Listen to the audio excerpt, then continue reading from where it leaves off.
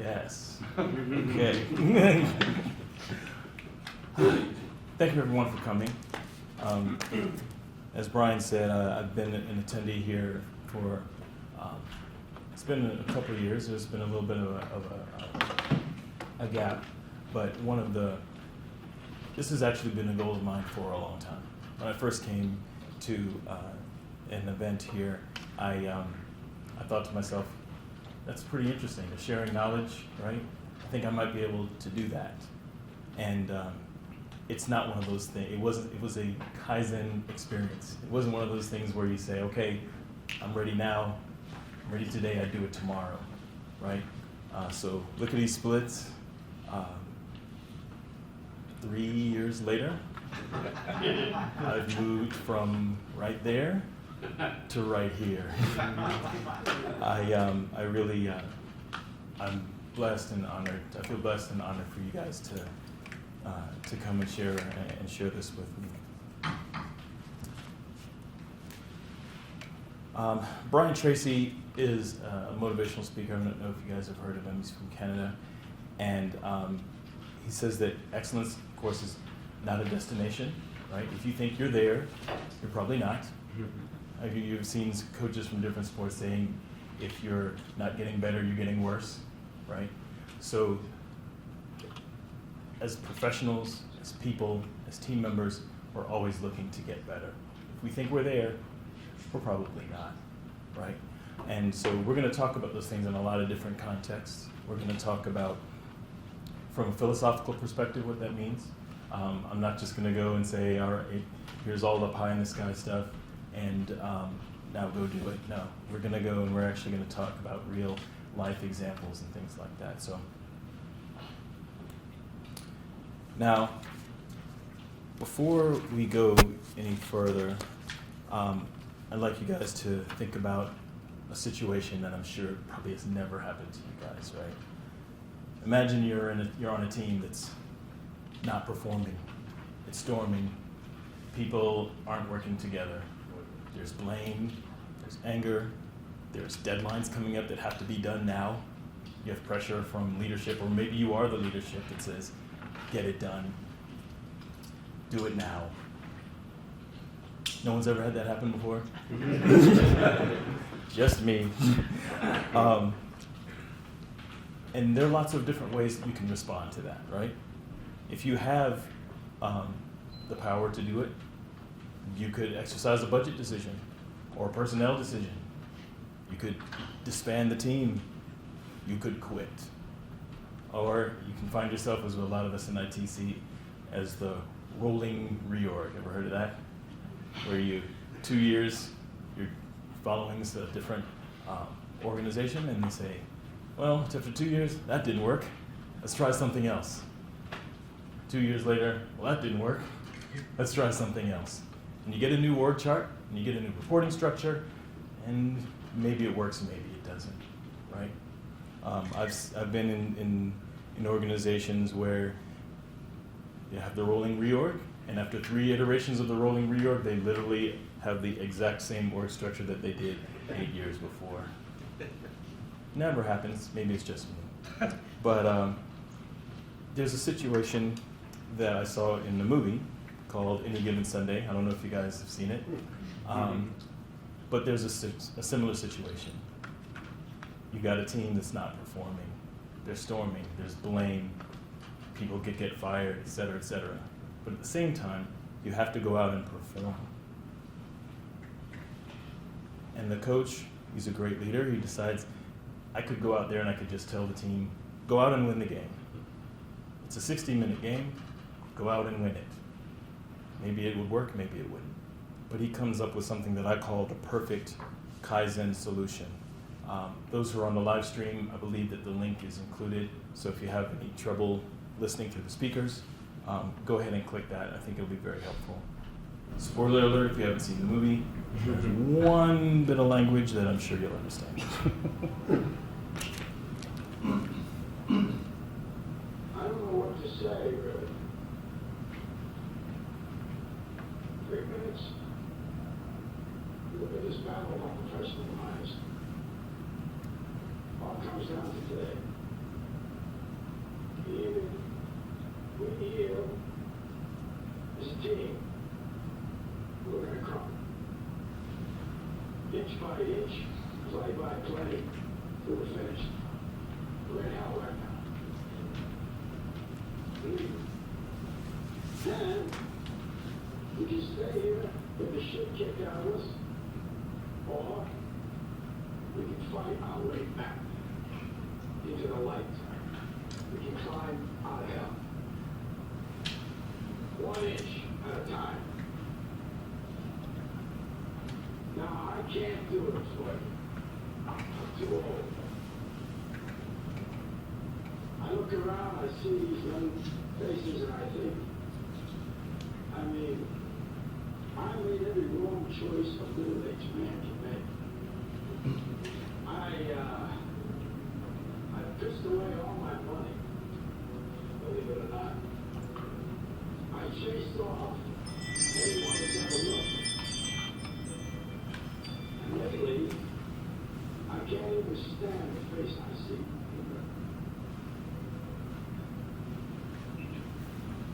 You know, when you get old in life, things get taken from you. I mean, that's part of life.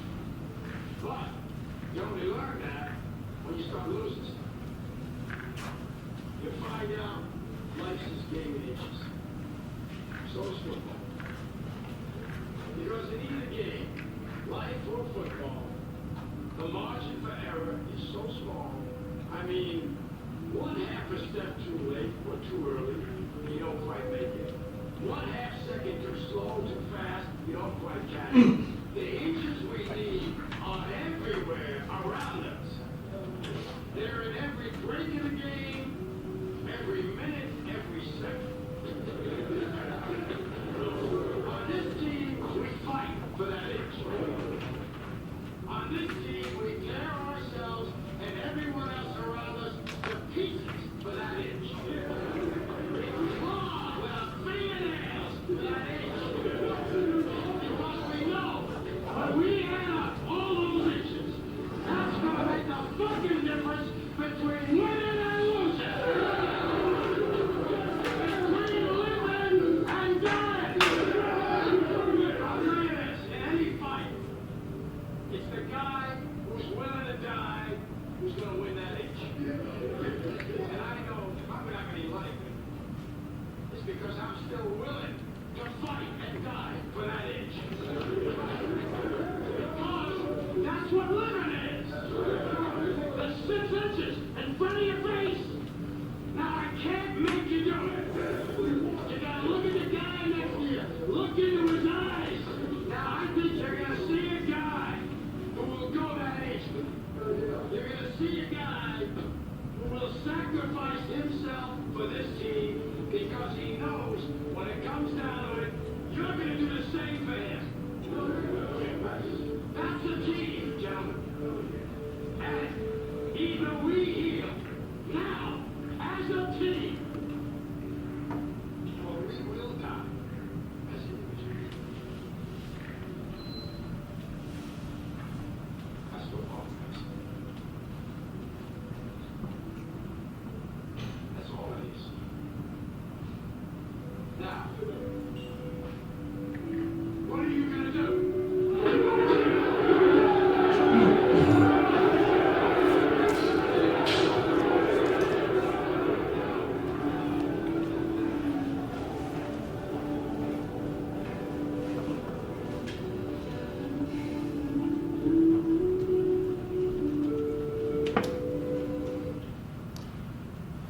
Thank you for your patience on that. Hopefully, as we go through, we're going to hit all of those different items: transparency, teamwork, right? All of those things.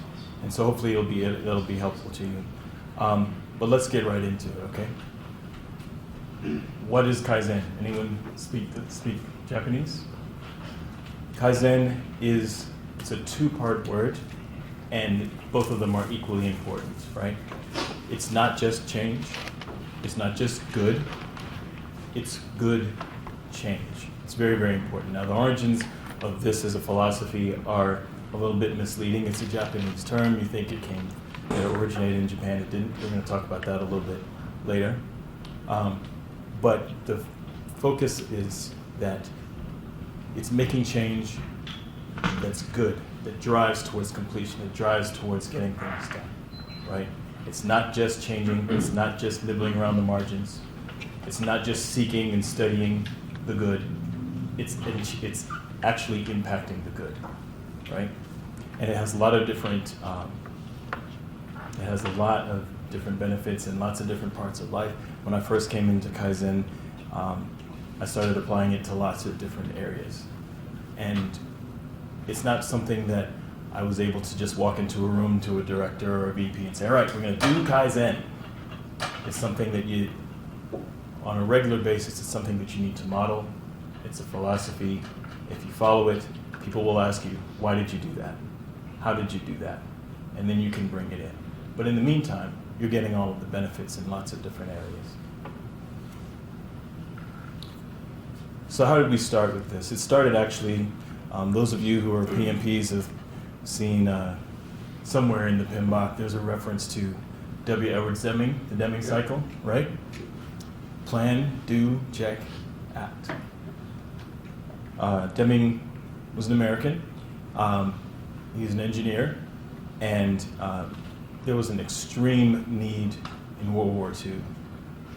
As a country, in the United States of America, all of the knowledge that was used that we thought we needed, the workforce, the genius, all of these things, we were overseas fighting, right? Fighting fascism all over the globe, right?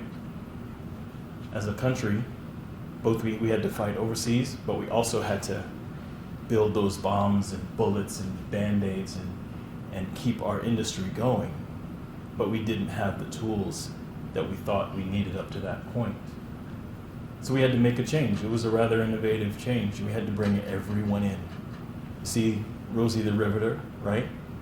You see they stepped away from a top-down command and control philosophy towards business.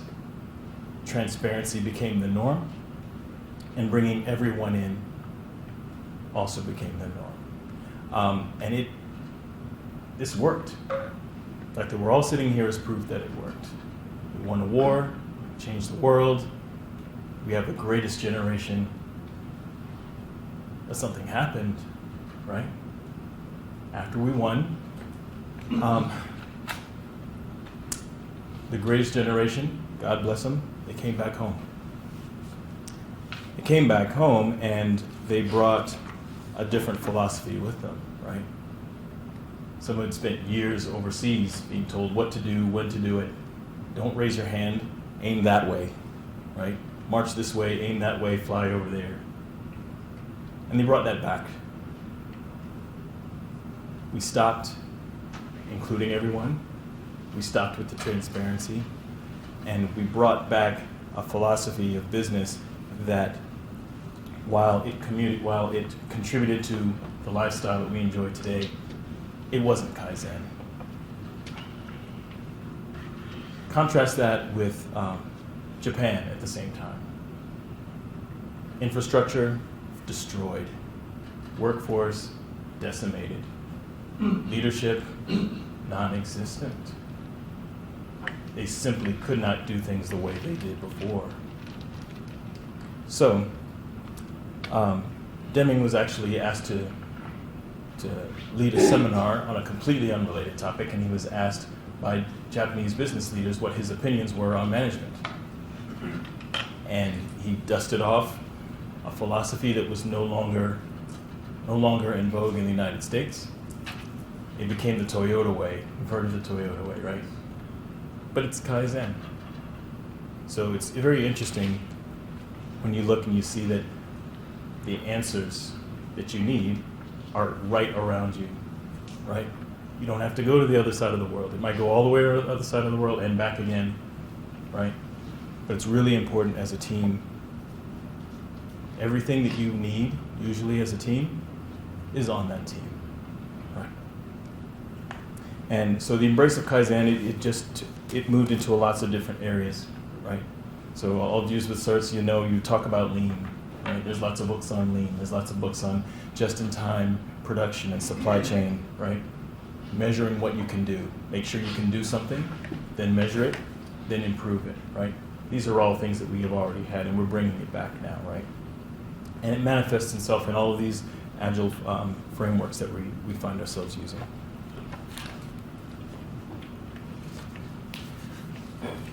Now, if Kaizen is so great, I think it is. I think it works. I've talked to people even before this. I stepped up to the podium today, and they asked, how do you actually implement Kaizen, right? Or why aren't people doing it, right? And it's pretty simple. As human animals, we're not really wired to deal with change. Imagine you're walking on one of your one of your nature hikes or something, right? You're out in the West somewhere, and you come around a corner and you see a bear. Now, are you going to stand there? Are you going to plan? You're going to do? You're going to check, right? You're not going to do any of those things. You've got a violent change, and you've got to do something, right? You're not going to sit there and you're not going to say, well, maybe I'll just adjust, and I'll step 2 steps to the left and see if he goes by. No. And people who know more about brain function than I do have told me that our human brains literally don't know the difference between that bear that's standing in front of you and your director, or your VP, or your team, or a problem that you're facing, right? You've seen people freeze up. We're going to do something different? No. Or they start explaining the culture of the organization to you, trying to find a way not to sign on to that. But we can trick, as it were, we can trick ourselves into getting past that fight or flight mode that keeps us from being creative and keeps us from Kaizen, right? It's those small changes that will move you past that middle part of your brain, and and you find yourself creating another reality, really. Create another reality, and then that becomes the norm.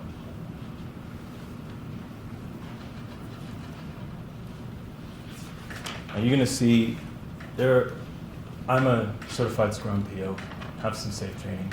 Some of you might be SAFe certified, some might be Kanban certified, et cetera, et cetera. Different perspectives are going to bring varied vocabulary, right? And we don't want to get caught up in that, because the philosophy of Kaizen is going to feed the method. Imposing a method or imposing a framework is not going to bring the philosophy forward, right? So what we need to do, there are certain things that you're going to hear, certain buzzwords that you might say, or certain things that you might hear from other people, right? The Toyota way will talk about total involvement and elimination of waste and leadership and things like that. Core Deming Cycle, plan, do, check. Some people would change check to study. So that we're talking about analyzing a problem and not just checking a box to see if it worked or didn't. And the changes that we make, it's really important that we remember that these good changes that we make, that they're small, that they're repeatable, and that we're doing them on purpose, right? They have to be deliberate, otherwise it's luck, right? They've got to be repeatable. I was in a meeting a few months ago, and someone asked me about, well, how are we going to scale a particular process? And I looked at the person and I said, we haven't even done it once, right? So if you haven't done it once, how can you scale it, right? It's really important that the solutions that you make are repeatable, right? And it all leads up to what I call the Kaizen question. And this is the essence of good change.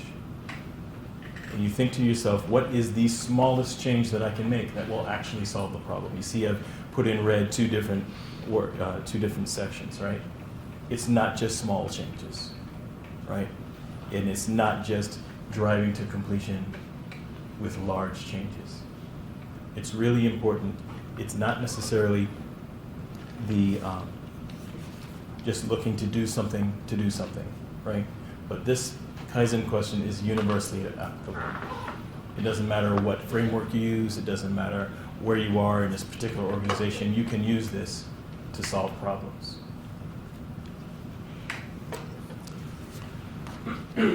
Like I said before, there are different perspectives, SAFe, Scrum, right? Kanban, DevOps, and there are different perspectives that will drive different different vocabularies, right? We don't want to be in a situation where, I spoke earlier about the Tower of Babel, right? Where we mean the same thing, but we don't say the same thing because our vocabulary doesn't match up. So these are just some examples, depending on where you are in your Agile journey, things that you might hear, things that you might say, right? Scrum is seriously onto transparency. You can't do Scrum without being transparent, right? SAFe will talk about flow and relentless improvement. When I first, in my earlier part of life, when I was a dev lead, we did spiral development pretty much only, right? And there's different vocabulary that you'll use, but the point of this is not to get caught up in the vocabulary. Make sure that your perspectives are aligned. It's a great example of this. Anyone know what this is? If you have a good prescription on your glasses, it says the Tango Square, right? Tango Square, ideally you would think that if you put your foot in every one of these boxes and do it exactly the right way, that you'd be able to do the tango. Has anyone do the tango? No. Okay. Does anyone dance ever? Yes. Right? All I know is it takes two to tango. Absolutely. Absolutely. So take this and flip it for the other person. My point is, the methodology that you follow, the framework that you follow, you have to make sure that that when the music comes on, you can actually dance. Make sense? It's not just you, because you'll find yourself where you've created all these rules or you're following your framework, but the philosophy behind it, the meaning behind it, it gets lost. And when that happens, you get stuck with a lot of compliance exercises. Does anyone ever get caught up in that? And just from experience, I will tell you that compliance exercises are not sustainable. As soon as leadership takes their hand off the reins, it will fall apart, right? Because the compliance is not part of the team. It's external. And the accountability will not be to the team, it won't be to the goal, it'll be to the compliance action, right? I'm dating myself, but I remember watching the 9/11 hearings. Remember that? And after 9/11, there were weeks and weeks and weeks of hearings, and there was a point where an analyst said to a congressman, he said, "Look, we are facing an enemy that we don't understand.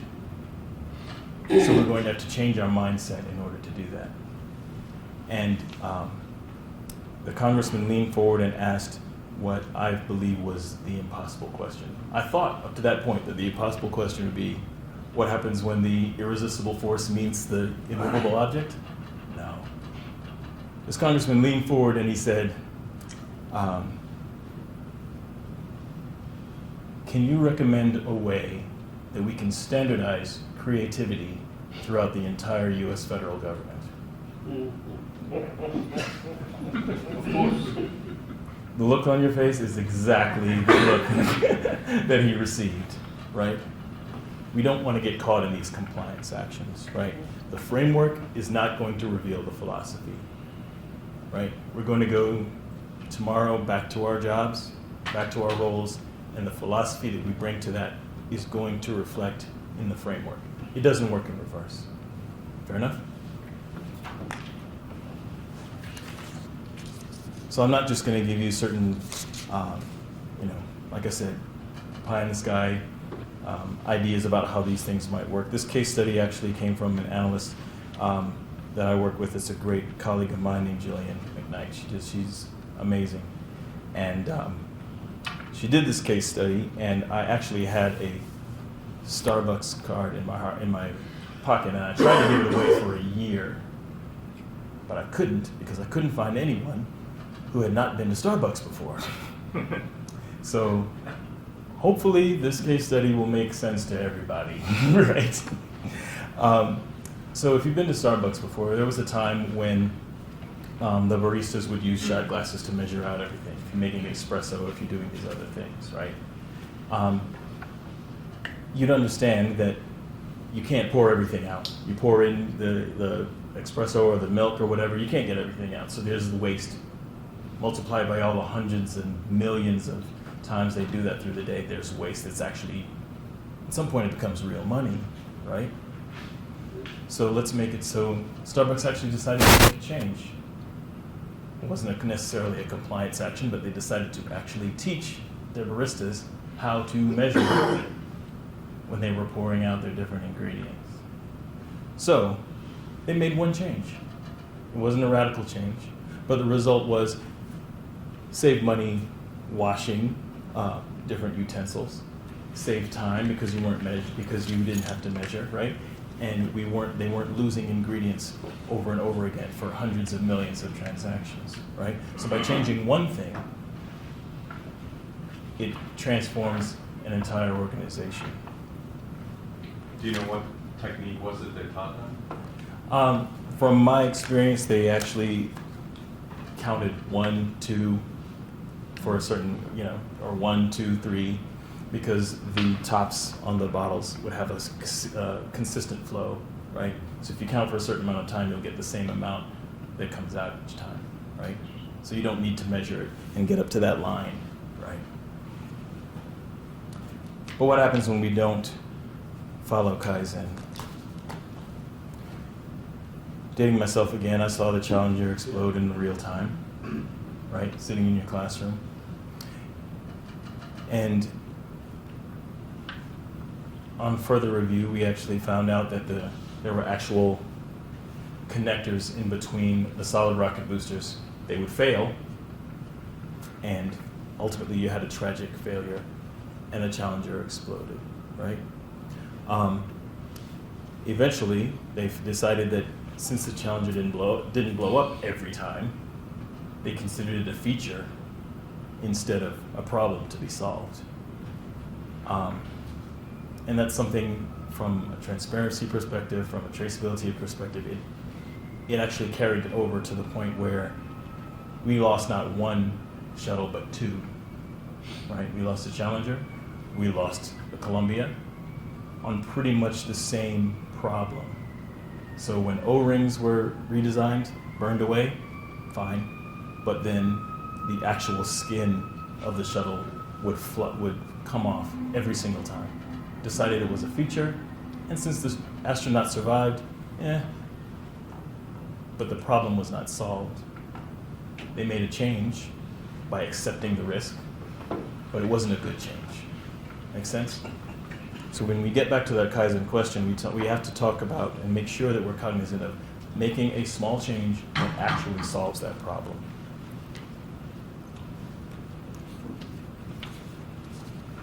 Now, I know that innovation is, I'd like to say it's a buzzword at this point, right? We talk about innovation and change, and we talk about all these different things, right? In this context, Kaizen is set up against an innovative change, right? An innovative change is a large change, like the reorgs that we were talking about earlier, like a merger, like a new product line, right? Like deprecating a popular product like New Coke, right? And it works when it works. iMac, I didn't buy one, but iMac was transformative for the company Apple. If it didn't work, would Apple even exist now in its current form? Probably not. New Coke, not so much, right? Radical change. Nobody liked it. And now we went to code, and then we actually had to roll the entire thing back, right? So if you can actually make a large change, maybe you can, but there's a lot, the risk that comes from that, it's hard to mitigate that, right? So what we in Kaizen, we're looking for problems to solve, small things, small changes, right? It's transparent, right? We're all working together, but it's not perfect. I'm a project and program manager. I'm not a project and program perfecter, right? I would tell people all the time, there's a reason why they call it managing and not being awesome, right? Because it's really about failing forward, making those changes, driving forward, and making and having a team that actually works together. So how do we actually do this? And I remember I got really excited about Kaizen, and I went to a VP and I said, "Listen, we need to implement this. It's going to be great. It's a whole new way of thinking." And all he did was say, "How can we do this right now? We'll turn it on, and it'll be great." We didn't implement Kaizen under that VP, but there's a way that you can actually do that within the Deming Cycle, right? Now, I did not draw the Deming Wheel, which is another way that we call it, right? We call it the Deming Cycle, the wheel, but the reason that they use those circular metaphors for it is because you can jump on at any time. You can jump on during the check phase. You can jump on during an action. You can jump on while you're planning or in the middle of an action. And the best way in my experience that I've done that is by a retro. The video that we saw was actually a great example of a Kaizen retro, where you address all of the problems that you're facing. You have transparency, you have a safe place, and you bring these things together. But in order to do that, you have to ask some pretty tough questions, some targeted questions. It's not necessarily a what works well, what we do differently binary thing. That's not really going to get you there. So during each cycle, it's really important to get some specific. The more specific your questions are, the more targeted they are, the more effective your solutions are going to be, right? So, as I spoke earlier, meeting a commitment is huge. That's a binary thing. And if you can do something, then you can measure that thing.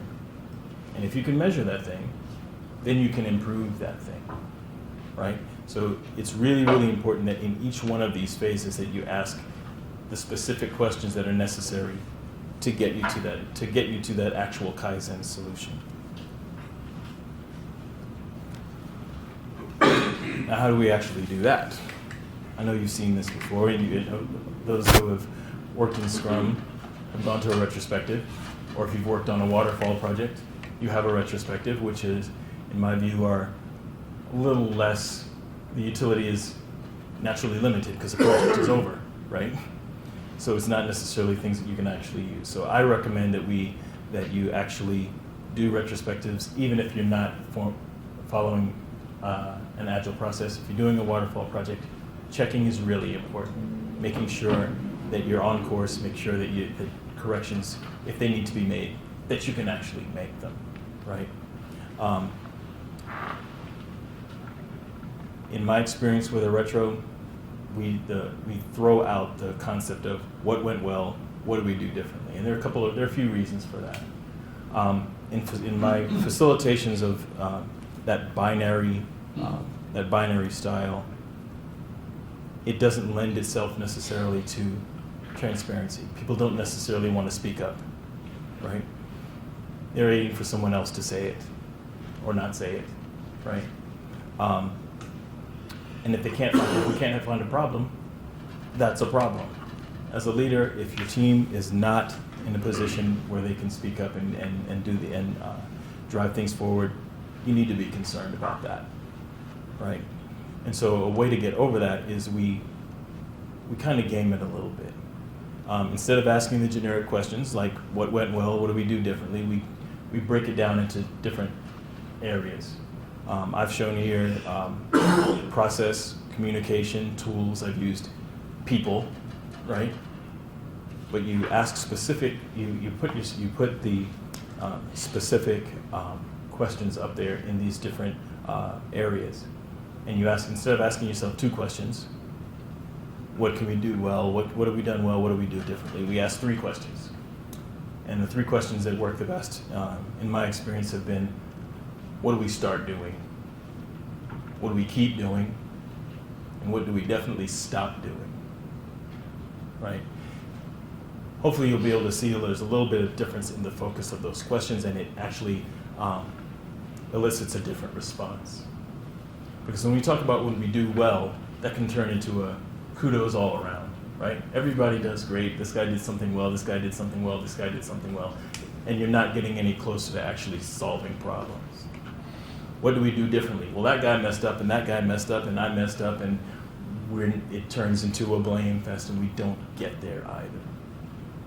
But if you link the retro to action, that will get you much closer that will get you much closer to answering those Kaizen questions, right? So it's really important if you can talk about the things that you start doing, things that you should stop doing, things that we should keep doing, right? They lend themselves to much more positive results. But for me to go, so for in terms of, so I've done a lot of coaching. Mm-hmm. So one of the things you can do really to skip in terms of the general from like what you do, what one more didn't go well, you can do silent writing, right? So Mhm. you force them to do silent writing. Absolutely. Right? Instead of just speaking out, because people know you have to do silent writing. It's much more effective to do that. So, Yeah, and it's a lot harder, believe it or not, it's a lot harder on the facilitator to say, all right, guys, it's a very expensive meeting because everyone's in the room, we're not doing work. What went well? Okay. What do we do differently? Okay. Right? So if Kaizen is so great, why don't we actually do this? Right? Why have we not standardized creativity throughout the entire enterprise, right? Why have we not standardized it? And there are real obstacles to doing this because we're people, we're not bots yet, right? But there are real things that we have to be aware of that can keep us from actually getting to Kaizen, right? These are just a few of these that we're going to go over, and I'm going to give a few examples that will hopefully help us move forward a bit. First one. Imagine yourself, and I'm sure this has only happened to me, right? Where I've been given a great team and a project and a full budget, and leadership comes to you and says, all right, we believe in you, we've got this work, go out there and do it, full speed ahead. 3 weeks later, 6 weeks later, or 2 months later, that same person comes to you and they say something along the lines of, oh my God, what have you done with all my money? Something along those lines, right? Because leadership, let's face it, if they're not down in the weeds, if they're not part of that Kaizen team, if they're not part of the self-organizing, self-improving team, they're not going to know, right? So they're going to come and there's going to be a crisis. And I know you've seen this before when you're trying to implement Scrum somewhere and someone, your stakeholder comes and says, well, that's all well and good, but at the end of the day, I need to get things done. Anyone ever heard that before? Yes. At the end of the day, I need to get things done. And things, they don't see the progress the way they expect to see it. The metrics that they use are not the metrics that you use, right? And so there becomes a crisis, a rolling reorg. You bring everybody in the room and you redo everything. Panic. Oh no. The small steps that we use. It's as a leader, it's really important to keep the transparency, keep the team focused on these small changes, right? Those will have real impact. It's very rare that I've seen that these major course corrections that come out of a crisis bring us right back to where we need to go. Usually it's like this: major course correction, rolling reorg, things like that, right? We are human animals. Fear is part of life. Like I said before, your brain does not know the difference between your boss and a bear. You're gonna have the same reaction when they come in and say, oh my God, what have you done with all my money, that you would if you walk around the corner and you see, and you're faced with a life-threatening situation, right? And fear is a normal response to change, right? Fear, believe it or not, keeps us alive, right? You don't want to just walk over every manhole cover, right? You know, you gotta use the crosswalks, because you see what happens if you don't, right? But when fear turns to the desperation and you go back to the crisis, right? That's when you can lose a lot of momentum. It's really, really important that as a team, as a leader, as a teammate, that you focus on the things that even if something that doesn't work. Now we've talked about the concept of failing forward, right? Focusing on these positive things that drive you towards completion, those will get you through, and those will help you to change that reality, right? I actually have a next one. This is actually something that I struggle with on a regular basis, and you'll see that, and you've seen this, I'm sure, in the enterprise when you're trying to make a change, right? When you're trying to alter the status quo in a Kaizen way, you'll hear the chirping, you'll hear the mumbling, you'll hear the grumbling, and those negative thoughts have power. You might even internalize them. I'll give you an example. As I spoke about before, 3 years ago, I thought to myself, maybe I could do a talk at DCSUG. And the very first thing that came into my mind after that was, who do you think you are? What makes you think that you have something to share? These people, maybe they're more accomplished than you are. Maybe they know more than you do. They have better experience, make more money. What if you come in here and you just waste everybody's time? And it took a long time and a lot of Kaizen questions and a lot of Kaizen moments to get, like I said, from there to here. And I had to do a lot of self-talk, and I had to accept a lot of great encouragement. And it even culminated this week, because those negative voices came again. 5 weeks, I knew I was going to speak at DCSUG, countdown, right?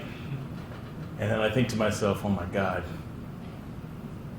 who do I think I am? How am I going to do this, right? And I actually got a note from my high school computer science teacher, who, without him, I definitely wouldn't be standing here today. So decades later, a positive voice came, right, to counteract that negative voice. Please take that back to your teams. There's going to be negative voices. Help your team fight those negative voices, right? Encourage your team, bring them together so that they can stay aligned, right?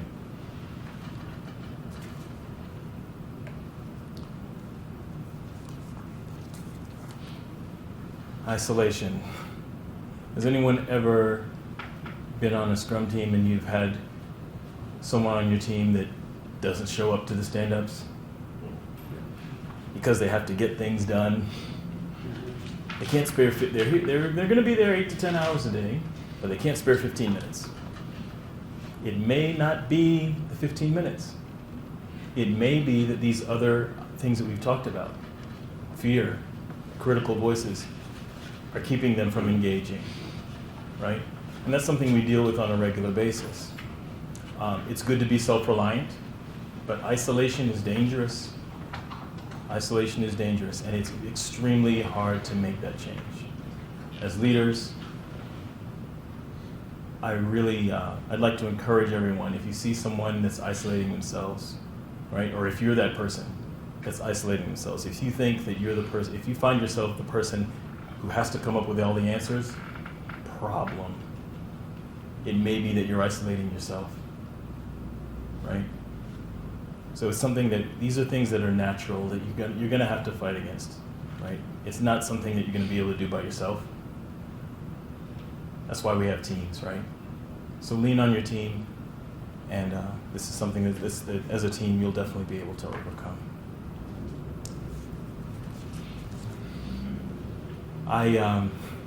There's an old story about a guy who, it's nighttime, and he's on the sidewalk, and he's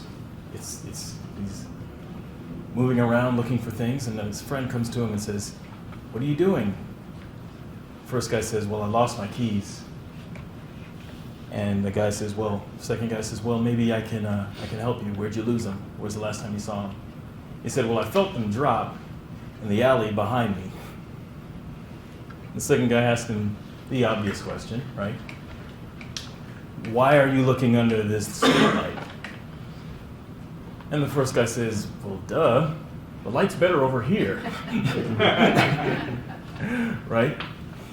It's really important when you're implementing good change. The good part is driving towards that goal. Make sure that make sure that you have the courage not to nibble around the margins, right? Just because it's a small change doesn't mean that it can't be a focused change. As a matter of fact, it has to be a focused change, right?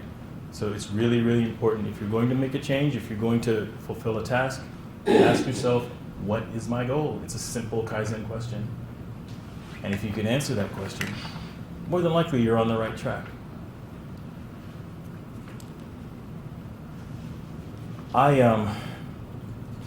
Again, I feel blessed to be here and to speak to everyone.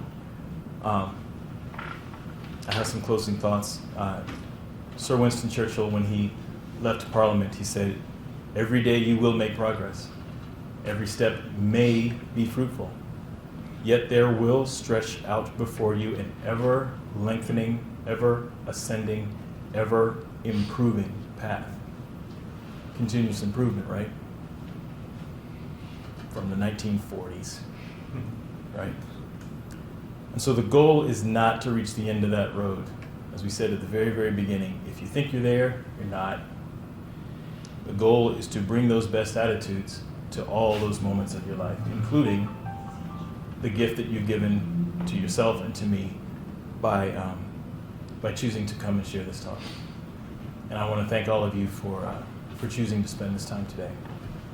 I want to ask one last question of everyone. You don't have to answer it here. We can answer it later. Send me an email, link up to me, whatever. But I'm going to ask everyone to think about this on your way home. And now